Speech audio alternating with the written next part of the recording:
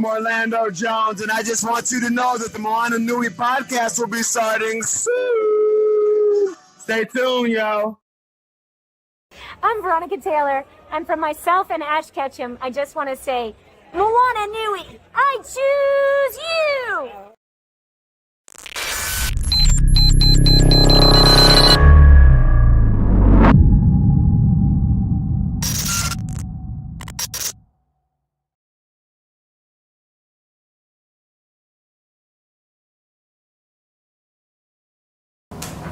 What's up? My name is Alan Z. I'm with Moana Nui Podcast, and I'm at Rangerstop Orlando with Bulk, aka Paul Schrier. Let me start the way around. Paul Schrier, aka Bulk. How you doing today? I'm great, man. I'm good. Schrier. I messed up your. I knew I was going to. That's okay. That's okay. No worries. I know it's only 4 short letters. So it's nice to be here with you. I'm happy to not have Jason Narvy with us, because what a dick. Or Richard, if you prefer to call him that. So speaking of the dynamic with you being, part of Bulk and Skull, like how did you guys work in chemistry? Did you have to kind of work through it together, or did it feel very natural, you guys coming together for the show? Well, it's pretty easy for us. We both have very similar backgrounds as stage performers, and he had a lot of almost identical experience to me doing Shakespeare, and so we had an instant rapport working together. So it was pretty easy. He's a damn good actor. Yeah. I mean, he smells like shit, but great actor. So I want to know a little bit more about your Shakespeare background. What was it that was similar to you that you... Well, the thing about Shakespeare is that although it might seem really flowery, it is super simple when you break down the text and really work on it as an actor. So the motivations of the characters are very clear. The obstacles in front of them are... God damn it! It's Jason Narvy.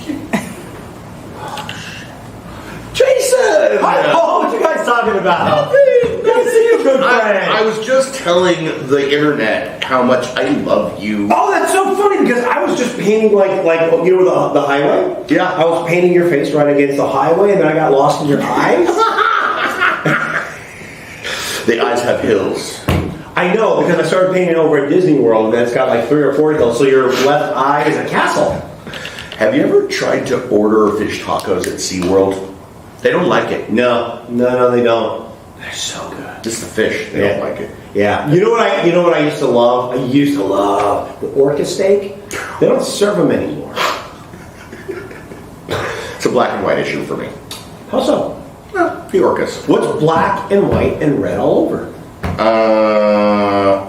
A killer whale's Mistake. Oh God. Would you like a chair? Oh yeah.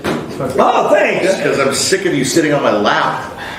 Like, Gary. All right, that's fine. That's fine. Hello, children. What would you like in this commercialized holiday? So the first question I have for him also applies to you. My name's Alan, by the way. Hi, Alan. Nice to meet you.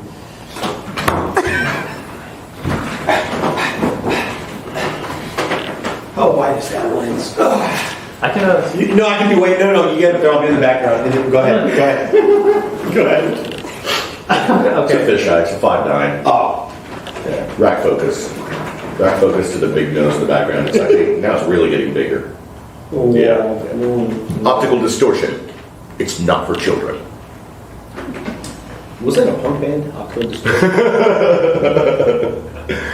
Alan, what brings you to podcasting? Why'd you do it? I'm not even a podcaster. I'm just helping out with the Rangerstop. I'm actually an artist, a musical artist and actor. Awesome. It's just a way to have a con because I know Karen and Mikey. Oh, right. Cool. We love Karen. Yeah. And we love Mikey. Mikey is wonderful. Yes. Yeah. Very put together. Yes. Very clean young man. Yeah. Unlike most people we know. Unlike myself. You sound clean. So Bulk and Skull had good rapport. Yeah. So Bulk and Skull like Bulk and Skull, so Yep. it was fun to work together. Yeah, that's some gum. Sure. Yeah, why not? I'm just saying. What do you got there?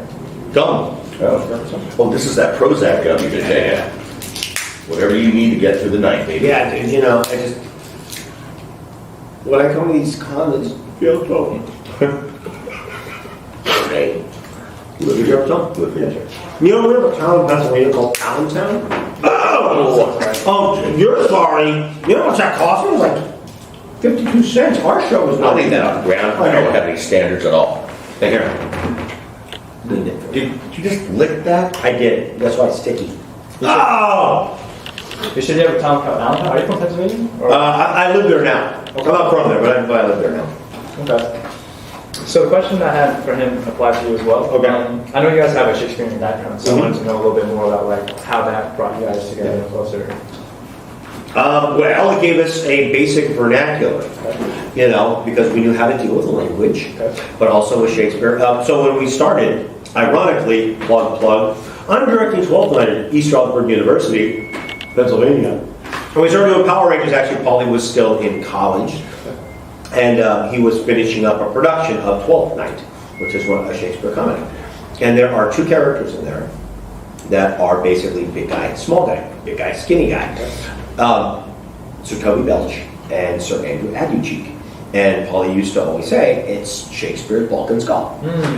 So not only do you have this language, which is either archaic or chunky and poetic, depending if you're doing comedy, tragedy, or whatever, but there's a lot of blanks that you get to fill in because the characters are not fleshed out with psychological realism like a new one. So when you do Shakespeare, you create a character, and you start that character with the language. And so when you take something like Bulk and Skull, who have very little language, you already know how to create characters, and then how to maximize that little bit of language that you get. Okay. Is that the way to put it? I think it's great. Very eloquently elucidated. Thank you. Good word. Very eloquent. Wait till you get the invoice. We charge by the letter. Yeah. Don't send it to me. So I know you mentioned directing. I know both of you guys have done directing work. Could you speak a little bit more on that side? Yeah, it's really hard. It's the only thing in show business that's ever made me really cry. It's humbling. It is. Humbling.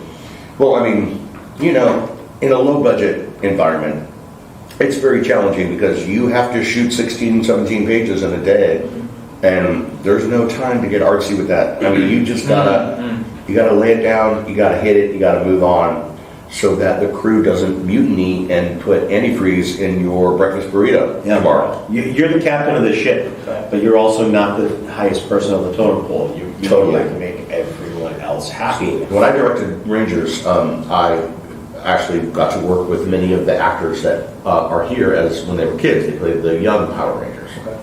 And a bunch of them are guests at the convention this weekend, which is pretty awesome to see them again. Now they're not 10 years old. Now they're 32 years old. Yeah. So it's been 27 years. Well, but when you're shooting with kids, they're like, okay, you got 4 hours. How do you want that 4 hours? Because they have to go to school during the course of the day. Right. So you can take 2 hours in the morning, you can take 4 hours in the afternoon. You can break it up any way you want, but you're only going to have them for that until they, as they say, turn into pumpkins. And then after that, you try to find the shortest person on the crew and put a wig on them and the kid's shirt so you can shoot over the shoulder. Right. So you would do no reverse angles on any of the kids. This is pointless. And then honestly, I just put a mannequin there with the kid's shirt or a bit of their hair, and you're able to get the reverse. Right. So the kids never really got the experience of doing the scenes like we would normally shoot them. So very challenging. Mostly challenging because of timing. Well, and that's it. I mean, right? That all requires prep. All that stuff you're talking about, so directing is prepping. And you hope your prep works. And if your prep didn't work, you hope your brain is sharp enough that you can make a strong decision like that. Yeah. And when you consider the types of personalities you have to deal with, talk about a kid versus someone that is twice or 3 times your age and your mentor, like Elon, who is your DP, who you have to tell what to do, or what you want done, I should say. And then you've got these little kids. You're not going to be able to talk to them in the same way. But literally in the same sentence, you have to be able to talk to the kid, everything's good, and this is what I want you to teach. Elon, I need 5'9", 220 feet, and I needed to turn and focus full on this, blah, blah, blah. And then you have your first assistant director, which is another whole thing. So it's literally almost like speaking 4 or 5 different languages all in a small, condensed amount of time. So being that you guys mentioned like prep work, like how detailed would you say is your shot list on a day to day? Like if you got like a scene to shoot or like a couple scenes to shoot, like are you more of an improv? No. You guys do like That's a waste of time. Yeah. No, people that shoot from the hip like that are not fully committing. Okay. They have overestimated their own talent. Like, okay, John Ford, a master of cutting in his head, only shooting what he needs, and basically not giving an editor a lot of leeway, because you only got X number of shots to cover the scene, and that's what you get, editor. It's not good to improvise when you're directing. Not good. No. Because you get backed into a corner, and then you come up with a bright idea, and you should have had that bright idea last night and wrote it out, because then you could have executed it. Well, and something not even just last night. I mean, think about it.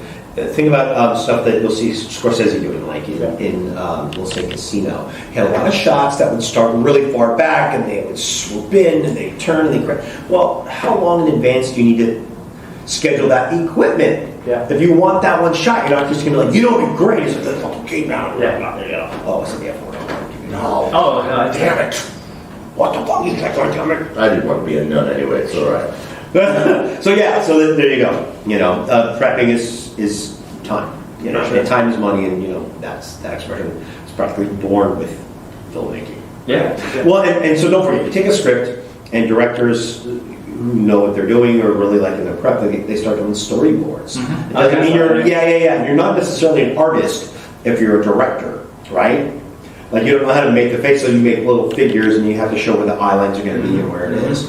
You know, and those need to be able. That's another form of communication you have with your, camera crew, right? And if those aren't clear, you're screwed. Yeah. You know, so that is almost like a different kind of shot list. You have a little shot list of we need a close up of this, we need a master shot of this, but okay, well, which master, which lens? Is it a tight? Is it well?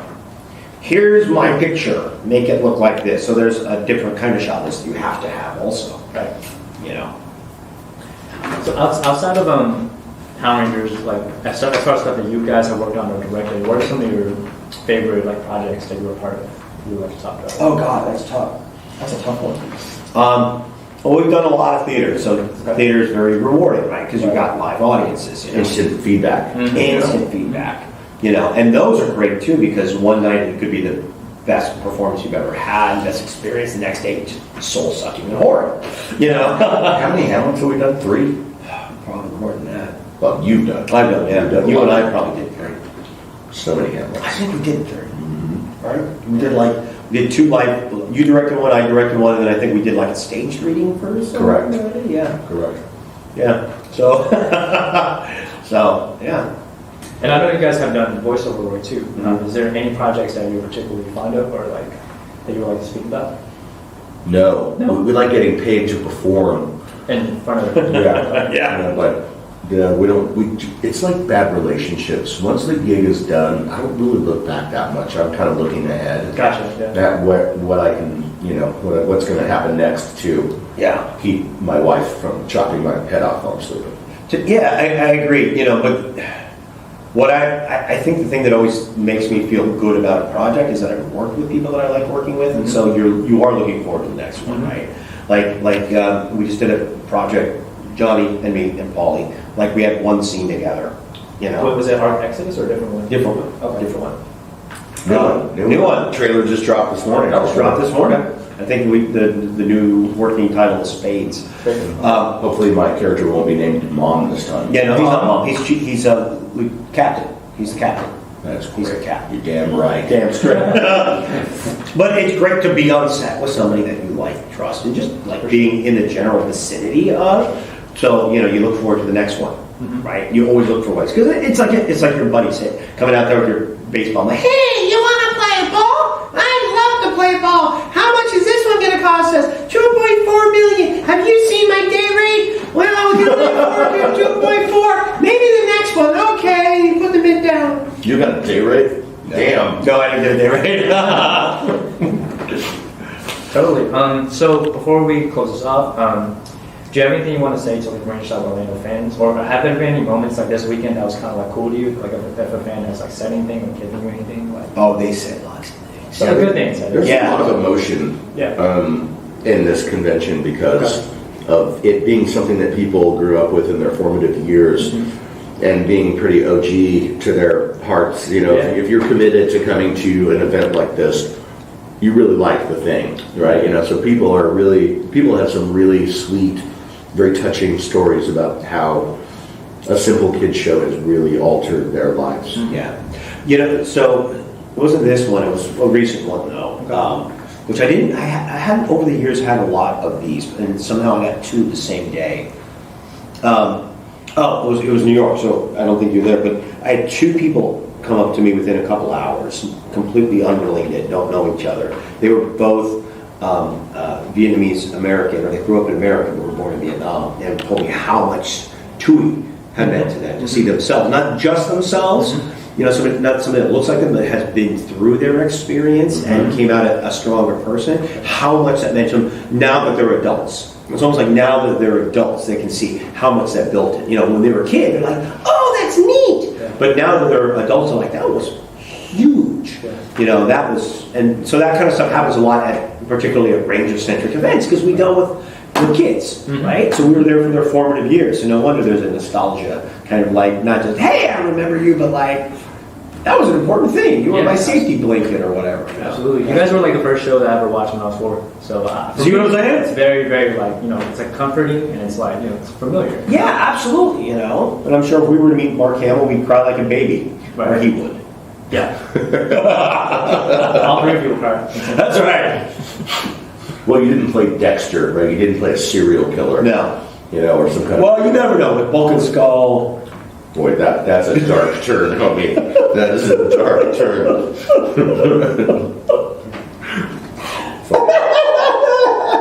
The bottom of the coffee cup said, Kaiser Soze! That's funny if that's how they figure out Kaiser Soze. What is that? Starbucks. Kaiser Soze! So what's your band called? I'm a solo artist. So oh, really? What do you, are you electronic music or do you play instruments? So I'm a hip-hop and R&B artist. Awesome. So, you sing as well? Yeah, I sing and rap. Awesome, cool. So I went on my first tour as a headliner last year. Congratulations, how'd it go? It went great. Like, that's awesome. I've been just gigging and doing like a lot of like out-of-state shows. What's your stage name? It's just Alan Z, so my first name's Alan and last initial is Z. Cool, that's awesome. So are you blowing up merch? Yeah, actually, like I've sold like 70% already of my merch. That's and I also as an actor, like I'm signing my agency now, so I feel good about that. Where are you based?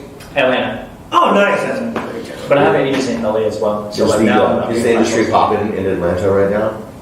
I mean, yeah, but like I still feel like it's not as big as LA. You know? Well, I mean, it'll never be, but you know, it'll certainly be big for the region or for the size. For sure. As far as Southeast, I would say it's the biggest, for sure. Yeah. But I think the reason I have so many directing questions is because like I wrote and directed a film that started in last year. Mm-hmm. So I know how hectic it is to direct, and that's why I started shot. It's you are high. What are you doing? Acting and directing. That's and right now I wrote it. And then I had to. And then AD dropped out, so I AD'd as well, and then my co-writing partner.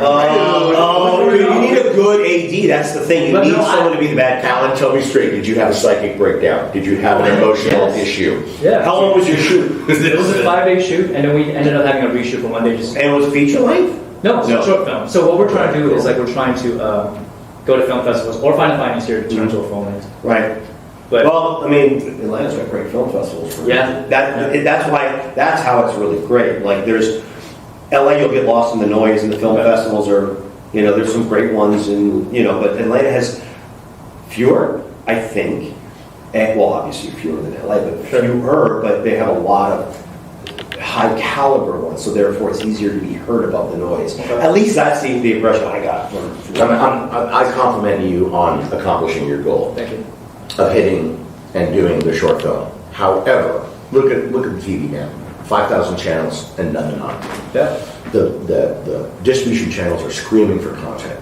So if you can expand that vision, for sure, and come up with longer form content that ticks all the boxes, not necessarily Netflix, but something down definitely would be a vote for sure. I think the main thing, the reason why we did a short film is because of budgeting. It's just Yeah. because sponsorships were like, it's there, but like most of it I have to like finance myself. You know what I mean? That's a hard thing. I know, and that's the catch-22 of the short film. Yeah. What do you do with it? You're done. You can show it. You 80% of the effort that you put into the short, you could have shot a 90-minute thing and actually had a boat that you could put on the river. Exactly. Money off of. Exactly. Yeah. Sure. Exactly.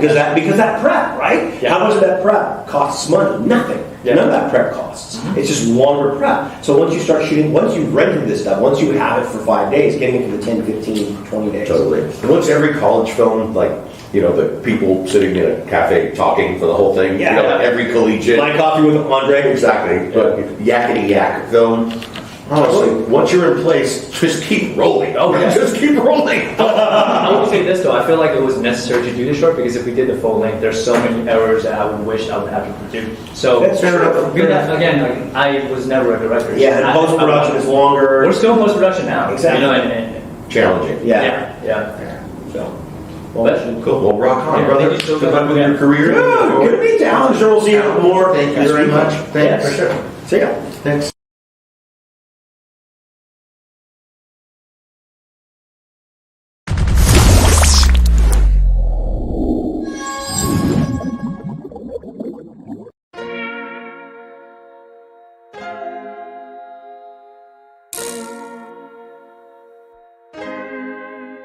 So many stories left to tell, even if we have to ourselves. Can't keep history on the shelf. If we won't tell it, we will. If this the land of the free, it was a freedom then. When they annexed Hawaii and called it Cedar Lands, without any type of payment and no signing off. Called themselves the Republic in 1894. 1.2 million acres overtaken from the native Hawaiians. When they resisted, the West retaliated in violence and erasure. The Hawaiian language is banned as part of colonialism's plan to expand, yeah. Stuck between a rock and a hard place. Multiple bombings of Kaho'olawe as a part of their ongoing war with Asia. Used it as a place for target practice. No consent or compensation. Colonizers call for annexation. The work of all the locals. School will never let you know. So many stories left to tell, even if we have to ourselves. Can keep history on the shelf. If we won't tell it, we will. Too many stories left to tell, even if we have to ourselves. Can keep history on the shelf. If we won't tell it, we will. We will. So if we put Hawaii into perspective, well, Black and Asian history is interconnected. Considering the fight with the Pacific, then of course versus Asia, they was treated as a middleman for war, but didn't let the Western colorism run its course. Cause dark skin was a sign of dignity to core. The land was taken in the name of capitalism, when prior to it was an actual kingdom. Clap back at the system. Stuck between a rock and a hard place. Multiple bombings of Kaho'olawe as a part of their ongoing war with Asia. Used it as a place for target practice. No consent or compensation. Colonizers call for annexation. The work of all the locals. School will never let you know. So many stories left to tell, even if we have to ourselves. Can keep history on the shelf. If we won't tell it, we will. Too many stories left to tell, even if we have to ourselves. Can keep history on the shelf. If we won't tell it, we will. So many stories left to tell, even if we have to ourselves. Can keep history on the shelf. If we won't tell it, we will. Too many stories left to tell, even if we have to ourselves. Can keep history on the shelf. If we won't tell it, we will. We will.